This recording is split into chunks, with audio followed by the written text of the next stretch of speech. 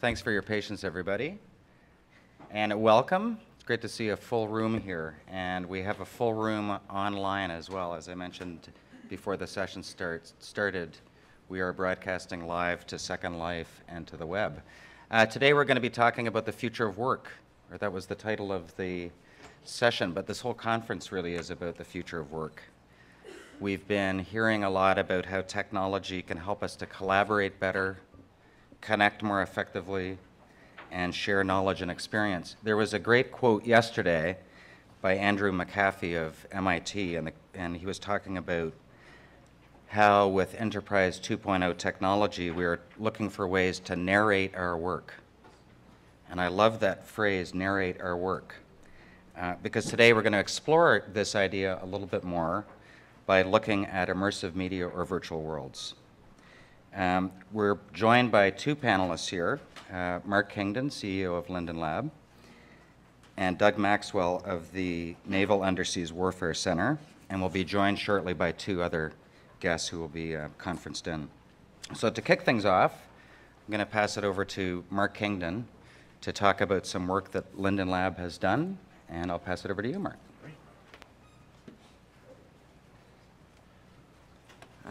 Good morning, everybody, and thank you, Dusan, and thank you to our folks in World as well for attending the conference this morning and joining us here as we talk about the future of work.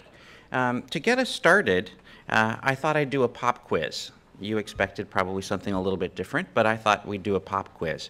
And most of you, if not all of you, should have gotten a laser pen. Do you have one? It's in a small box on the table. If you don't, get it out because it's part of the pop quiz. And you can read the warning label if you'd like. The print's a little bit small for me, but it says use this carefully because it could probably blind you and burn you. So we're going to try to use it safely today, and it's part of the pop quiz. So get it out. The first thing I'm going to have you do is point it at the ceiling, which is not hard to do. And then if you push this bar, you'll get a light on the ceiling. It looks like a little firefly. Okay, most of you are doing it.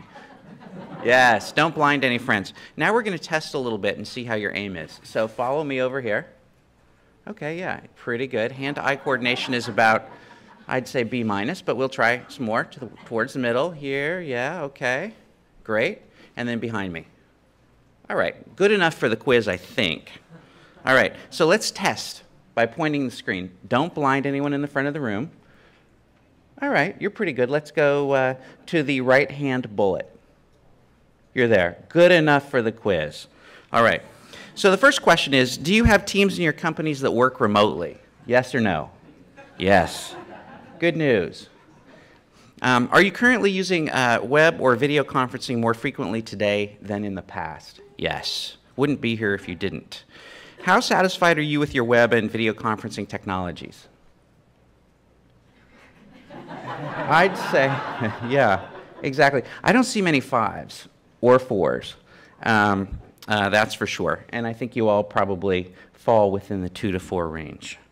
How important is security in your work collaboration tools? Again, all over the board, but leaning towards the high end, which you would expect in most companies or enterprises. Have you ever attended a meeting or an event in a virtual world? Okay, so we're slightly more than probably half, yes. Have you ever been in Second Life? Okay, pretty evenly split. Well, good. This helps us know a little bit about you as we talk about the power of virtual worlds today. You can put your laser pens away now, and I'm glad to see that no one was hurt. And if you didn't get a pen, there are more at our booth out in the booth area. We have quite a stack out there, and the team's happy to share one with you. So we're going to talk a little bit today about virtual work and how work in the enterprise is changing as workforces change and needs change. There are two sets of opposing trends that are driving what we see as the adoption of virtual work technologies.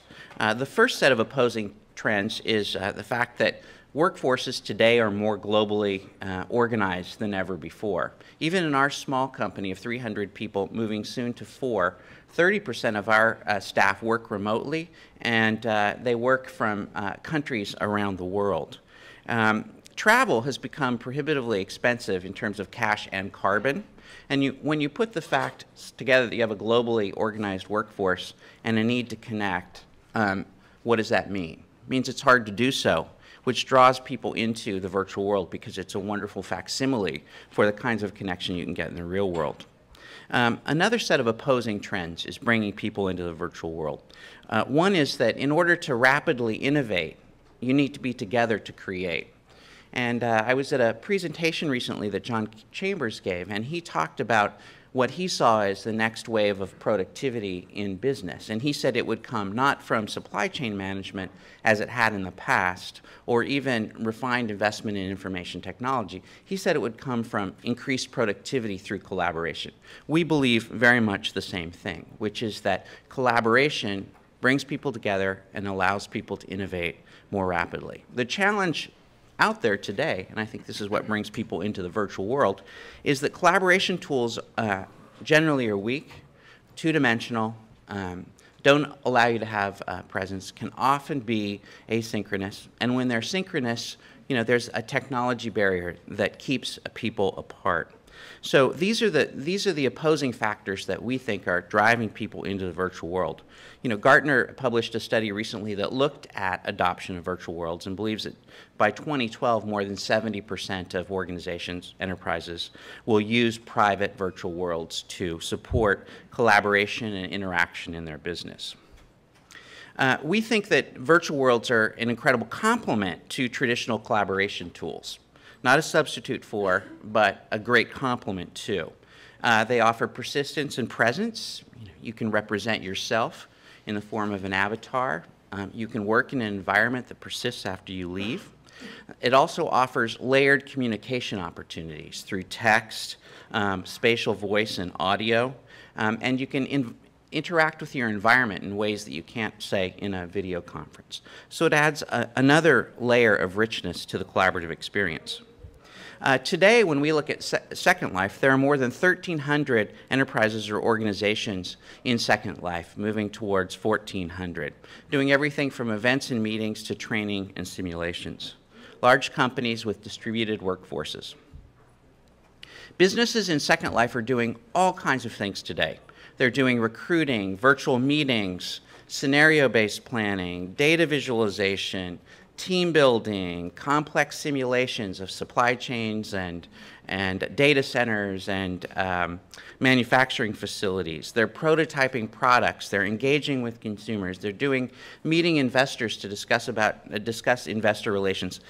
Every imaginable activity in business we're seeing today in the virtual world space. And some of our panelists will talk about what they're doing, and they'll give you a richer sense of the possibilities.